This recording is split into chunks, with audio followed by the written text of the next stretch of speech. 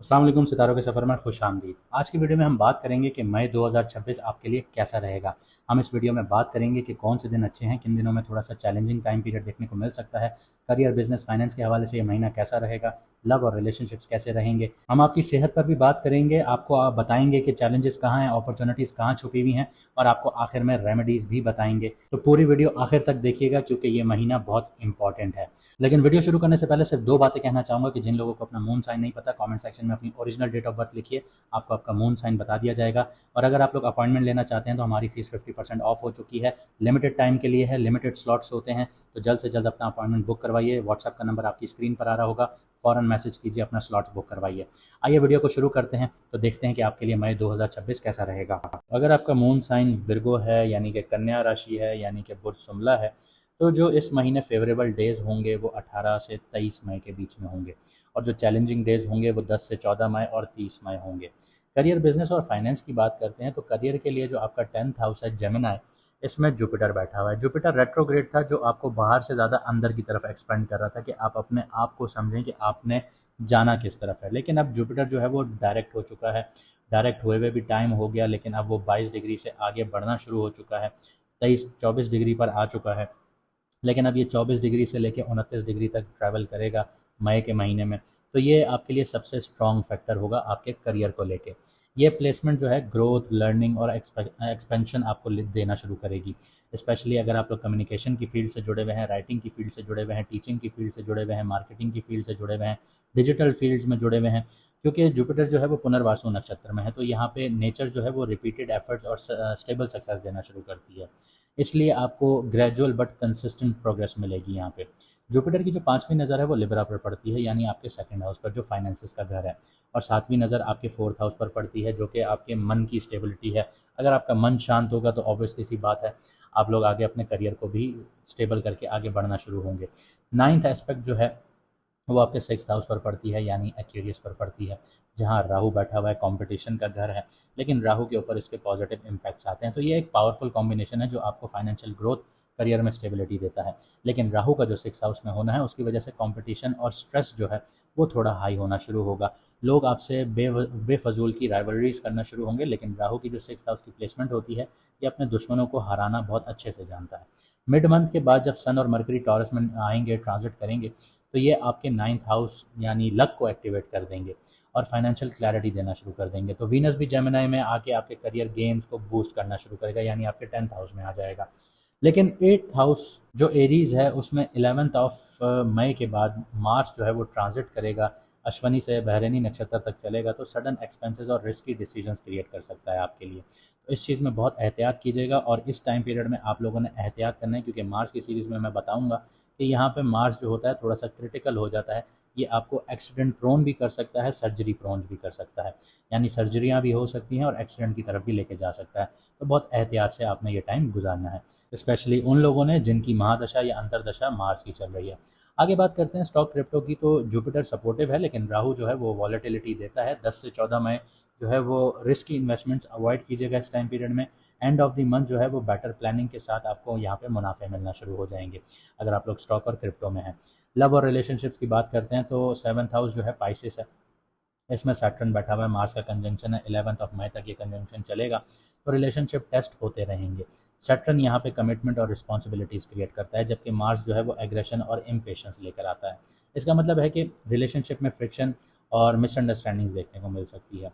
5th house जो है Capricorn है, लेकिन सैटर्न का इनडायरेक्ट जो इन्फ्लुएंस है इस पर आता है, क्योंकि कैप्रिकॉन जो है वो सैटर्न का अपना घर है। लेकिन जुपिटर जो आपके 4th हाउस को देख रहा है, तो वो आपके घर को स्टेबल करने की कोशिश कर रहा है, लेकिन सैटर्न जो है वो रोमांस को स्लो कर रहा है। तो आपको इमोशनल एक्सप्रेशन जो है उनमें थोड़ा सा सब्र रख के चलना होगा। 8th हाउस जो है एरीज है, इसमें मार्स है, इंटीमेसी देता है, लेकिन हिडन इश्यूज भी क्रिएट करता है, जिसको आप लोग गुप्त रोग कहते हैं, वो भी यहाँ पे ट्रिगर हो सकते हैं। आपको जिनाइटल एरिया से रिलेटेड इश्यूज आ सकते हैं, हार्मोनल इम्बैलेंस देखने को मिल सकता है, या सडन आर्ग्यूमेंट्स या इमोशनल रिएक्शंस भी आ सकते हैं। मून जब आपका पाइसिस और एक्वेरियस से ट्रैवल करेगा, यानी 10 से 14 मई के बीच में, तब रिलेशनशिप बहुत टेंशन जो होगी रिलेशनशिप में वो बहुत पीक पर आ जाएगी। सिंगल्स के लिए बात करें तो मिड ऑफ मई जो है वो बेटर होगा, क्योंकि वीनस जेमिनी में होगा और कम्युनिकेशन आप लोगों की स्ट्रांग हो जाएगी यहाँ पे। तो यहाँ पे आपको वीनस सपोर्ट करेगा एंड ऑफ द मंथ में, तब आपके रिलेशनशिप्स यहाँ पे बन सकते हैं, जहाँ पे आप लोग अपनी शादी की बातें स्टार्ट कर सकते हैं। हेल्थ और वेलबींग की बात करते हैं तो हेल्थ के लिए 6th हाउस जो है वो एक्वेरियस है। राहु यहाँ पे सप्तदिशा नक्षत्र में बैठा हुआ है। ये यहाँ पे आपको इर्रेगुलर रूटीन देगा कि आप लोग किस वक्त सो रहे हैं, किस वक्त उठ रहे हैं, ये सारी चीज़ें आपकी अप एंड डाउन हो सकती हैं। तो ये स्ट्रेस रिलेटेड इश्यूज़ यहाँ पे देगा। ये नक्षत्र जो है हीलिंग भी देता है यहाँ पे, मतलब रिकवरी भी करवाता है, लेकिन पहले इम्बैलेंस ज़रूर क्रिएट करता है। तो चीज़ें पहले शेकी होंगी, फिर जाके आपको हीलिंग होगी। 7th हाउस जो है ये पाइसेस है आप लोगों का। यहाँ पे सैटर्न और मार्स का कंजंक्शन है, जैसे मैंने आपको बताया। आपके 11 मई तक ये मार्स यहाँ पे कंजंक्शन में रहेगा, तो मेंटल और इमोशनल फटीग क्रिएट करेगा। और यहाँ पे आपके आपके पार्टनर के साथ जो है वो लड़ाई झगड़े भी देखने को मिलेंगे, तो आपको थोड़ा सा रिस्ट्रेन करना है। ये आपकी एनर्जी को ड्रेन करेगा, स्पेशली जब मून जो है पाइसेस में आएगा, यानी 12 से 14 मई में, तो आप लोगों को थोड़ा एहतियात करना है। 12th हाउस जो है लियो है, इसमें केतु बैठा हुआ है। केतु के लिए प्लेसमेंट बहुत अच्छी होती है, लेकिन स्लीप और सबकॉन्शियस पैटर्न जो है वो यहाँ पर डिस्टर्ब होता है। आपको प्रॉपर रेस्ट और इमोशनल रिलीजेस की बहुत ज़्यादा ज़रूरत है। जुपिटर का जो स्ट्रॉन्ग सपोर्ट है वो आपको मिल रहा है, इसलिए रिकवरी भी आप लोगों को मिलेगी। डिसिप्लिन बस बना के रखना है। अब इस महीने अपॉर्चुनिटीज़ और चैलेंजेस की बात करते हैं। सबसे पहले चैलेंजेस को देखते हैं। तो सैटर्न जो है वो मार्स के साथ कंजंक्शन में है, जैसे मैंने आपको बताया, लेकिन ये 11 मई तक रहेगा। तो मार्स रिलेशनशिप में स्ट्रेस और प्रेशर क्रिएट करेगा। राहु की बात करें तो 6th हाउस में बैठा है। हेल्थ और कंपटीशन इश्यूज आप लोगों को देता रहेगा यहाँ पे, तो थोड़ा सा एहतियात कीजिएगा।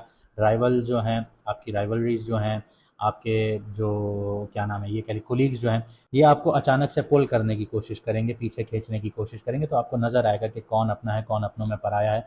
लेकिन राहु यहाँ पे आपको हिम्मत भी देगा और आपके जो दुश्मन है, राइवल्स हैं, उसमें आपके साथ लड़ने में मदद भी करेगा। बेशक अल्लाह ताला करने वाला है, लेकिन उसने जो निज़ाम बनाया है मैं उसके तहत आपको बता रहा हूँ। मार्स जो है वो 8th हाउस में जब ट्रांजिट करेगा 11 मई के बाद, तो सडन चेंजेस और इम्पल्सिवनेस देखने को मिलेगी। इन लॉज के साथ लड़ाइयाँ भी हो सकती हैं, आपको आपकी हेल्थ भी ट्रिगर कर सकती है। तो बहुत एहतियात से आप लोगों ने टाइम गुजारना है। यहाँ पे आपके एक्सीडेंट प्रोन बहुत हो जाएंगे आप लोग, क्योंकि मार्स 8th हाउस में एक्सीडेंट्स भी देता है, सर्जरीज भी देता है। और तीसरी बात यह है कि ये जेनेटल रिलेटेड इश्यूज़ भी देता है, हार्मोनल इम्बैलेंस भी करता है। तो ये चैलेंजेस हैं, इनको आपने थोड़ा सा एहतियात से टैकल करना है। अपॉर्चुनिटीज़ की बात करते हैं तो 10th हाउस जो है बहुत स्ट्रॉन्ग है। अब जुपिटर यहाँ पे बहुत पॉजिटिव रिजल्ट्स देना शुरू करेगा, स्ट्रॉन्ग करियर ग्रोथ देना शुरू करेगा। वीनस करियर और गेम्स को बूस्ट करना शुरू कर देगा। सन और मरकरी आपका टॉरस में आ जाएंगे, तो बूस्ट और लक को आपकी बूस्ट कर देंगे, एक्टिवेट कर देंगे। तो आपकी सारी चीज़ें यहाँ पे सेटल होना शुरू हो जाएंगी। बेस्ट टाइमिंग जो होगी वो 18 से 25 मई के बीच में होंगी। रेमेडीज़ की बात करते हैं तो रोज़ाना जर्नलिंग कीजिए ताकि आपको क्लैरिटी मिले। माइंडफुलनेस ब्रीदिंग एक्सरसाइजेस कीजिए। सोने से 10 से 15 मिनट पहले ग्रेटिट्यूड प्रैक्टिसेस कीजिए। ऊपर वाले का शुक्र अदा कीजिए। जितना करेंगे आप शुक्र अदा, वो आपको उतना नवाजेगा। वो ज़ात बहुत पाक है। जब तक आप शुक्र करना नहीं सीखेंगे तब तक वो आपको नहीं नवाजेगा जिस तरह से वो नवाजना चाहता है और जो उसकी शान है। इसके अलावा अपना पानी का इंटेक बहुत अच्छा रखना है, प्रॉपर रेस्ट लेना है। कि और एक आखिरी आपको मैं रेमेडी बता दूँ, ये सबसे पावरफुल रेमेडी है। इसका कुरान पाक में भी कई दफ़ा जिक्र है, लेकिन हम लोग हैं कि हम लोग थोड़े बेहिस हो गए हैं, जो हम लोग नहीं करते।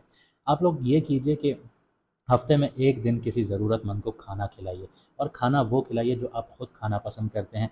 आप देखिएगा आगे चलते चलते आपके रास्ते खुलना शुरू हो जाएंगे। जो आपको कारोबार में बंदिशें, तकलीफ़ें या आप लोग जॉब से रिलेटेड फेस कर रहे हैं, तो यहाँ पे ये चीज़ आपके बहुत काम आएगी। उम्मीद करता हूँ आपको वीडियो पसंद आई होगी। तो ज़्यादा से ज़्यादा लाइक, शेयर और कमेंट ज़रूर कीजिए। जिन लोगों ने अभी तक सब्सक्राइब नहीं किया वो सब्सक्राइब कर लें, क्योंकि अब हम लाइव भी आते हैं और लाइव में सिर्फ वही सवाल पूछ सकते हैं जो सब्सक्राइब करेंगे। तो मुझे दीजिए यहाँ से इजाज़त। मिलते हैं अगली वीडियो में सितारों के सफ़र पर।